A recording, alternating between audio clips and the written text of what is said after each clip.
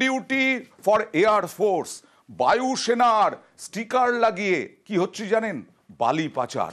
হ্যাঁ, বায়ুসেনার গাড়ি, লোকে ধরতেই পারবে না, ভাববে বায়ুসেনার গাড়ি, ওই গাড়িতে কি আছে না আছে দেখতে সাহসই পাবে না। সরাসরি চলে যাব প্রতিনিধি রকির কাছে। রকি, এইভাবে বালি পাচার কোথায় ধরা পড়লোই বা কিভাবে?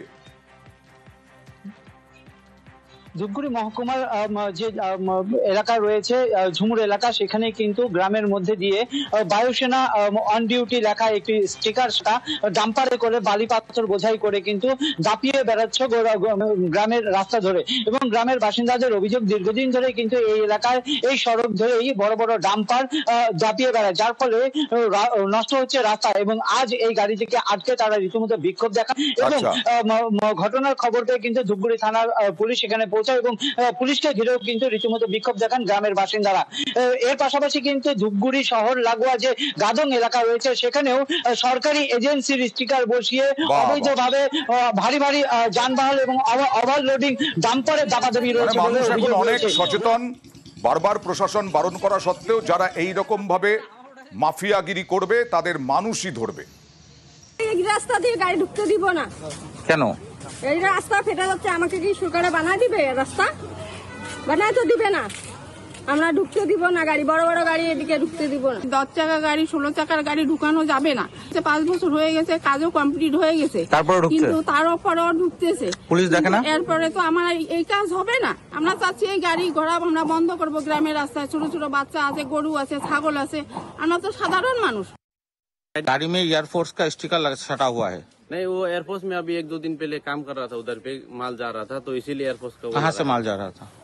हम लोग एथलवाड़ी से। आरबीएम है पत्थर? आरबीएम है। कहाँ से लाया? ये क्या बोलते हैं, शामसी भूटान। शामसी भूटान से। तो पता नहीं है कि गांव के रास्ते में इतना ओवरलोडिंग डंपर घुसाना मना है? रास्ता का नुकसान हो रहा है, इसका जिम्मेदारी कौन होगा? वो तो अब हम क्या बोल सकते हैं सर। देखो, हम ड्राइवर है, हमको बोला है कि इधर आओ, इधर पे खाली करो, तो हम इधर पे आए हैं ना, हमारा क्या गलती? নির্দেশিকা আছে ভারী যানবাহন গ্রামের রাস্তায় ঢুকবে না, তো গ্রামবাসী গাড়িটাকে আটক করছে। এয়ারফোর্স তো এদিকে নেই না, এখন ড্রাইভার, যে গাড়ির ড্রাইভার আছে, ড্রাইভার বললো এরা ভুলবশত আর কি স্টিকারটাকে সরাতে। নাকি পুলিশের চোখকে ধুলো দিতে, মানে রাস্তায় যাতে লোক না আটকায় তার জন্য স্টিকার সাটানো। দেখি, এখন চেষ্টা করি আইসি সাহেবের সাথে কথা বলে গাড়িটাকে হয়তো নিয়ে যাওয়ার চেষ্টা করি। আর এই মুহূর্তের খবর, শূন্যপদ পূরণে এসআইআর চর্চা, মুখ্য সচিবকে চিঠি মুখ্য নির্বাচনী আধিকারিকের। শূন্যপদ পূরণে এসআইআর চর্চা, কি চিঠি বিস্তারিত জানবো, প্রতিনিধি সোমরাজের সঙ্গে কথা বলবো। সোমরাজ, দেখো, রাজ্যের মুখ্য সচিব মনোজ পানকে চিঠি দিয়েছে রাজ্যের মুখ্য নির্বাচনী আধিকারিক মনোজ কুমার আগরওয়াল। সেই চিঠিতে বলা হয়েছে যে বিধানসভা ভিত্তিক ইলেকটোরাল রেজিস্ট্রেশন অফিসার বা ইআরও এবং অ্যাসিস্ট্যান্ট ইলেকটোরাল রেজিস্ট্রেশন অফিসার বা এইআরও নিয়োগ করতে হবে। এখনো রাজ্যে দেখা যাচ্ছে বেশ কয়েকটি বিধানসভা এলাকায় ইআরও পদ খালি রয়েছে। অ্যাসিস্ট্যান্ট ইলেকটোরাল রেজিস্ট্রেশন অফিসার পদেও প্রায় 500টির মতো পদ খালি রয়েছে, যেখানে এখনো পর্যন্ত নিয়োগ করা যায়নি।